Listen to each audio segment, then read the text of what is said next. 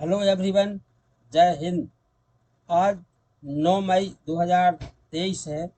आज के दिन से संबंधित जितने भी करेंट अफेयर्स से रिलेटेड क्वेश्चंस होंगे, उन सभी को आज के इस वीडियो में हम कवर करने वाले हैं। आप सभी पूरा वीडियो देखना, वीडियो का कोई भी पार्ट बिल्कुल भी मिस मत करना। वीडियो में पहले कल के जो भी करंट अफेयर्स से रिलेटेड क्वेश्चंस थे उनका रिवीजन होगा। उसके बाद में आज जो भी हम जिन भी टॉपिकों को शामिल करने वाले हैं उसके बारे में एक संक्षिप्त समरी होगी। क्वेश्चंस भी होंगे। इसके बाद में क्वेश्चन के बाद में एक क्वेश्चन आपके लिए पूछा जाएगा जिसका उत्तर आपको कमेंट बॉक्स में देना होगा। आइए देख लेते हैं क्या क्या है आज के इस वीडियो में। पहले नंबर हम देखेंगे कल के जो भी समाचार थे, कल के जो भी क्वेश्चंस थे उनका पहले रिवीजन कर लेते हैं। बाबर आजम एक दिवसीय क्रिकेट में सबसे तेज 5000 रन बनाने वाला खिलाड़ी बन गया है। केंद्रीय कैबिनेट मंत्री मत्स्य पशुपालन और डेयरी श्री परसोत्तम रूपाला आज़ादी का अमृत महोत्सव के तहत 2023-24 के लिए राष्ट्रव्यापी किसान क्रेडिट कार्ड KCC अभियान की शुरुआत करने वाले हैं। दुबई में UAE सरकार द्वारा शुरू की गई मशीन कैंसी 2023 शिखर सम्मेलन का उद्देश्य भविष्य में AI के योगदान और अगली सिलिकॉन वैली बनाने में UAE के दृष्टिकोण पर चर्चा करने के लिए दुनिया भर के विशेषज्ञों को एक साथ लाना है। अजय विज को एक्सचेंजर इंडिया की कंट्री मैनेजिंग डायरेक्टर के रूप में नियुक्त किया गया है। नरगिस मोहम्मदी, इलाहे मोहम्मदी और नीलोफर हामिदी ईरान महिला पत्रकार ने जेल में प्रेस स्वतंत्रता प्रतिबद्धता के लिए संयुक्त राष्ट्र का शीर्ष पुरस्कार जीता है। अप्रैल 2023 में भारत की बेरोजगारी दर 7.8% से बढ़कर 8.11% हो गई है। विश्व एथलेटिक दिवस 7 मई को मनाया जाता है। पूर्व 100 मीटर विश्व चैंपियन धावक टोरी बोबी का 32 वर्ष की आयु में निधन हो गया है। असम राज्य भारत का पहला अंतर्राष्ट्रीय मल्टी मॉडल लॉजिस्टिक पार्क है जो जोगी घोषणा प्राप्त करने के लिए तैयार है। और मिस यूनिवर्स ऑस्ट्रेलिया की फाइनलिस्ट शियना बियर का 23 वर्ष की उम्र में निधन हो गया है। ये थे कल के मुख्य प्रश्न। आज हम देखेंगे हम क्या क्या पढ़ने वाले हैं। पहला टॉपिक होगा आज का MSS गैलिना जहाज के बारे में जानकारी दी जाएगी। जलवायु क्लब जिसका उद्देश्य मजबूत जलवायु कार्रवाई को बढ़ावा देना है, इस पर भी डिस्कशन होगा। पेरिस में बैस्टिल डे परेड के बारे में जानकारी मिलेगी। भारत और बांग्लादेश के बीच उद्घाटन किए गए पहले बॉर्डर हाट के बारे में बताया जाएगा। Back fit innovation private limited की ब्रांड एम्बेसडर डाट का ब्रांड एम्बेसडर किसको बनाया गया है, इस पर चर्चा होगी। बाइडेन प्रशासन में उनके घरेलू सलाहकार पद पर किसे नियुक्त किया गया है। भारत के लिए अनुमानित वार्षिक हरित वित्त पोषक की कितने की आवश्यकता होती है।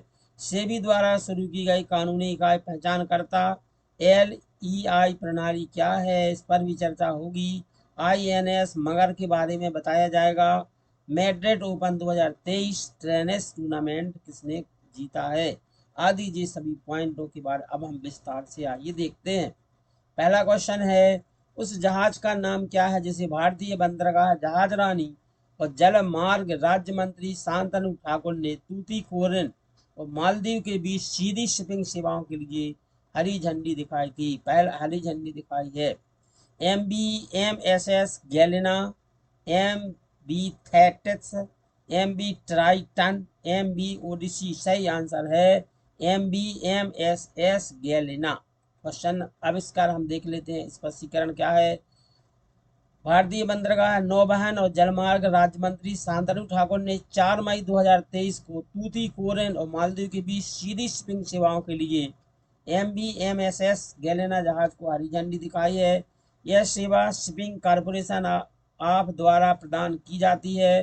भारत और तूतीकोरिन में PSA शिकल कंटेनर टर्मिनल से मालदीव के लिए 270 TEU कंटेनरों का परिवहन करने वाला है। सेवा रोटेशन तूतीकोरिन माले तूतीकोरिन है और प्रति माह 3 काल के लिए निर्धारित है। क्वेश्चन नंबर 2 देखते हैं। भारत हाल ही में किस क्लब में शामिल होने पर विचार कर रहा है जिसका उद्देश्य मजबूत जलवायु कार्यवाही को बढ़ावा देना है? फर्स्ट ऑप्शन है जलवायु गठबंधन, दूसरा है हरित क्रांति क्लब, थर्ड ऑप्शन है जलवायु क्लब, नेक्स्ट ऑप्शन है COP28 शिखर सम्मेलन। सही आंसर है जलवायु क्लब।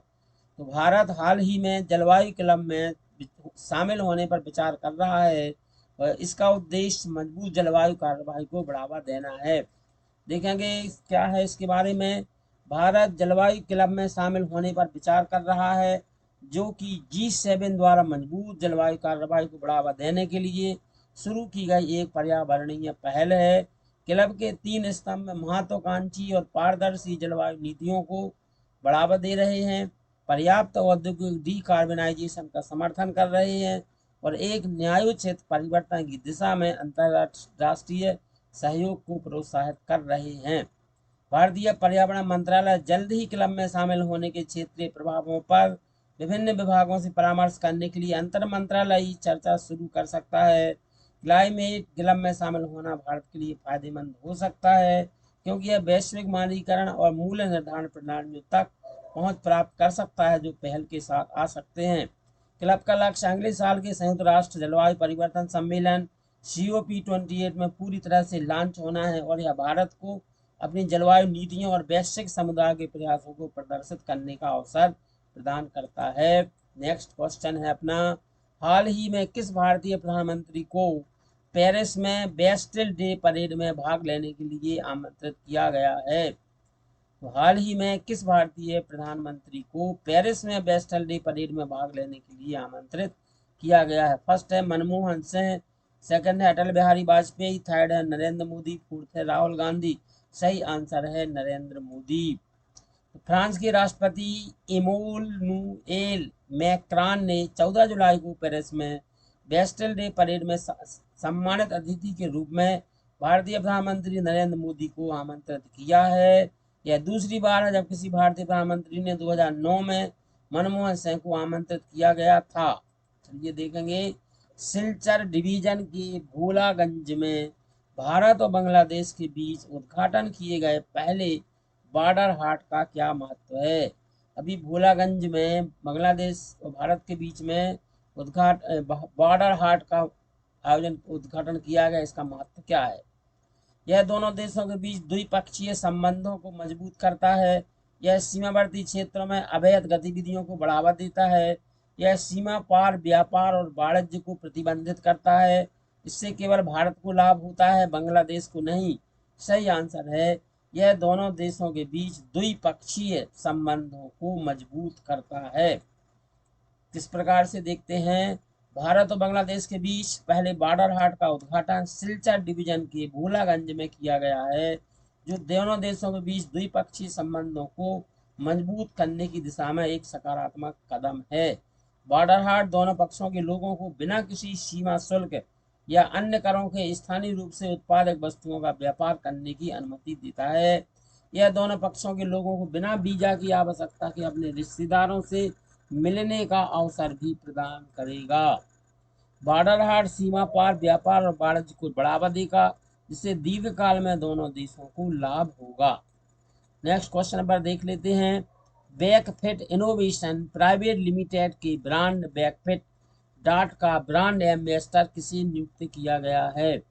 अक्षय कुमार को, आयुष्मान खुराना को, रणबीर कपूर को और वरुण धवन को। सही आंसर है आयुष्मान खुराना को।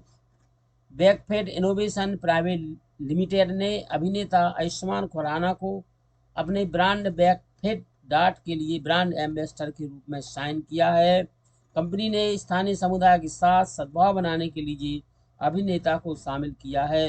ब्रांड का चेहरा होने और आगामी अभियान का नेतृत्व करने के अलावा अभिनेता नींद के महत्व और आधुनिक समय में इसकी प्रासंगिकता के बारे में जागरूकता फैलाने में भी मदद करेगा। Ayushmann Khurrana sleep India sleep नामक एक डिजिटल विज्ञापन फिल्म में दिखाई दे रहे हैं, जो देश में बेहतर नींद की आवश्यकता पर जोर देती है। साझेदारी का उद्देश्य भारतीयों के बीच नींद और घर की गुणवत्ता में सुधार के बारे में सार्थक बातचीत करना है और विज्ञापन इस मार्केटिंग विजन की शुरुआत है। हाल ही में नीरा टंडन को बाइडेन प्रशासन में किस पद पर नियुक्त किया गया है? प्रेस सचिव, घरेलू नीति सलाहकार, विदेश नीति सलाहकार, राष्ट्रीय सुरक्षा सलाहकार। सही आंसर है घरेलू नीति सलाहकार। तो हाल ही में नीरा टंडन को बाइडेन प्रशासन में घरेलू नीति सलाहकार के पद पर नियुक्त किया गया है। 5 मई 2023 को भारतीय अमेरिकी नीरा टंडन को बाइडेन प्रशासन में घरेलू नीति सलाहकार नियुक्त किया गया है। Tandon White House Council of Economic Advisers का नेतृत्व करने वाले पहले एशियाई अमेरिकी हैं। उन्हें सार्वजनिक नीति में काम करने का 25 से अधिक वर्षों का अनुभव है और उन्होंने 3 अमेरिकी राष्ट्रपतियों के साथ काम किया है। टंडन ने अपने 2016 के राष्ट्रपति अभियान के दौरान हिलेरी क्लिंटन के करीबी सहयोगी के रूप में कार्य किया और ओबामा प्रशासन के दौरान किफायती देखभाल अधिनियम पारित करने में महत्वपूर्ण भूमिका निभाई। उनकी नियुक्ति 2024 के राष्ट्रपति चुनाव के लिए ऐतिहासिक और महत्वपूर्ण है। 3 मई 2022 को जारी आरबीआई की रिपोर्ट के अनुसार भारत के लिए अनुमानित वार्षिक हरित वित्त पोषण की आवश्यकता कितनी है? 1.5%, 2.5%, 3.5%, 4.5%। सही उत्तर है इसका 2.5%। 3 मई 2022 को जारी आरबीआई की रिपोर्ट के अनुसार भारत के लिए अनुमानित वार्षिक हरित वित्त पोषण की आवश्यकता 2.5 है। 3 मई 2022 को जारी आरबीआई की रिपोर्ट के अनुसार वर्ष 2030 तक भारत के लिए अनुमानित वार्षिक हरित वित्त पोषण आवश्यकता देश के सकल घरेलू उत्पाद जीडीपी का 2.5 रहने की उम्मीद है। इसका मतलब यह है कि वांछित हरित लक्ष्यों को प्राप्त करने के लिए देश को 2030 तक प्रत्येक वर्ष वस्तुओं और सेवाओं के अपने घरेलू उत्पादन के 2.5% के बराबर हरित वित्त पोषण में निवेश करने की आवश्यकता होगी। रिपोर्ट में जलवायु परिवर्तन से संबंधित 4 प्रमुख आयामों पर भी प्रकाश डाला गया है जिन पर ध्यान देने की आवश्यकता है, जिसमें नवीनीकरण ऊर्जा दक्षता, हरित भवन और हरित परिवहन शामिल हैं। सेबी द्वारा शुरू की गई कानूनी इकाई पहचानकर्ता LEI प्रणाली क्या है? वित्तीय लेन देन में शामिल कानूनी संस्थाओं की पहचान करने के लिए एक प्रणाली, गैर लाभकारी संगठनों को विनियमित करने के लिए एक प्रणाली, आपराधिक गतिविधियों में शामिल कानूनी संस्थाओं की पहचान करने के लिए एक प्रणाली, भारत में निवेश करने वाली विदेशी संस्थाओं की निगरानी के लिए एक प्रणाली। सही आंसर है वित्तीय लेन देन में शामिल कानूनी संस्थाओं की पहचान करने के लिए एक प्रणाली। कानूनी इकाई पहचानकर्ता LEI प्रणाली वित्तीय लेन देन में भाग लेने वाली कानूनी संस्थाओं के लिए एक अद्वितीय वैश्विक पहचान करता है। यह एक 20 अक्षर का कोड है जो दुनिया भर में वित्तीय लेन देन में शामिल कानूनी संस्थाओं की पहचान करता है। सेबी ने गैर परिवर्तनीय प्रतिभूतियों, गैर बैंकिंग वित्तीय कंपनियों और म्यूचुअल फंडों के जारीकर्ताओं के लिए LEI प्रणाली की शुरुआत की है जिन्हें एक विशिष्ट LEI कोड पंजीकृत करने और प्राप्त करने की आवश्यकता है। प्रणाली का उद्देश्य वित्तीय लेन देन में पारदर्शिता लाना और कानूनी इकाई की जानकारी का एक व्यापक और मानकीकृत डेटाबेस प्रदान करके प्रणालीगत जोखिम को कम करने में मदद करना है। INS मगर क्या है और यह हाल ही में खबरों में क्यों था? INS मगर क्या है और खबरों में क्यों? एक भारतीय नौसेना का जहाज जिसे 36 साल की सेवा के बाद डीकमीशन किया गया है। एक भारतीय नौसेना पनडुब्बी जिसने विभिन्न मिशनों और अभ्यासों में भाग लिया। एक भारतीय नौसेना का विमान वाहक पोत जिसने अपनी अंतिम यात्रा पूरी की। एक भारतीय नौसेना की गश्ती नौका जिसे विदेशी ताकतों ने जब्त कर लिया था। एक भारतीय नौसेना का जहाज जिसे 36 साल की सेवा के बाद सेवा मुक्त कर दिया गया है, जिसका सही आंसर है। देखेंगे INS मगर भारतीय नौसेना का सबसे पुराना लैंडिंग जहाज है जिसे 16 नवंबर 1984 को लॉन्च किया गया था और हाल ही में डीकमीशन होने से पहले 36 साल तक सेवा दी गई है इसके द्वारा। यह कोविड-19 महामारी के दौरान 4000 से अधिक भारतीयों के प्रत्यावर्तन सहित विभिन्न मिशनों, अभ्यासों और मानवीय मिशनों में शामिल रहा है। डीकमीशनिंग समारोह नौसैनिक अड्डे पर एक सूर्यास्त समारोह के दौरान हुआ, इसमें कमांडर हेमंत बी सालुंके प्रभारी थे। मैड्रिड ओपन 2023 टेनिस टूर्नामेंट किसने जीता? यान लेनार्ड ट्राफ ने, कार्लोस अल्कराज ने, राफेल नडाल ने, नोवाक जोकोविच ने। सही आंसर है कार्लोस अल्कराज। देखते हैं और इसके बारे में क्या है जानकारी।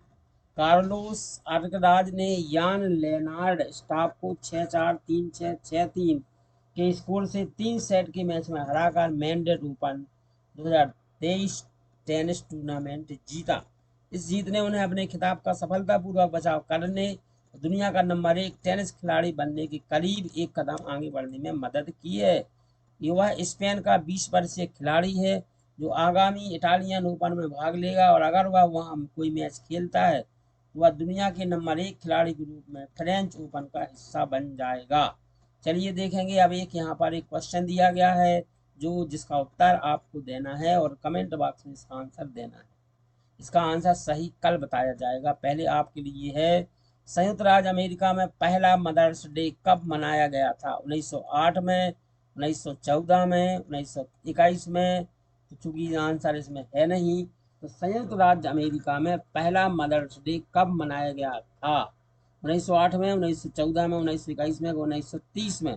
इसका जो भी उत्तर हो वो आप सभी को कमेंट बॉक्स में लिखना है। इसका आंसर कल के एपिसोड में बताया जाएगा। ये थे आज के सभी महत्वपूर्ण करंट अफेयर्स के कुछ क्वेश्चंस। वीडियो देखने के लिए बहुत बहुत धन्यवाद।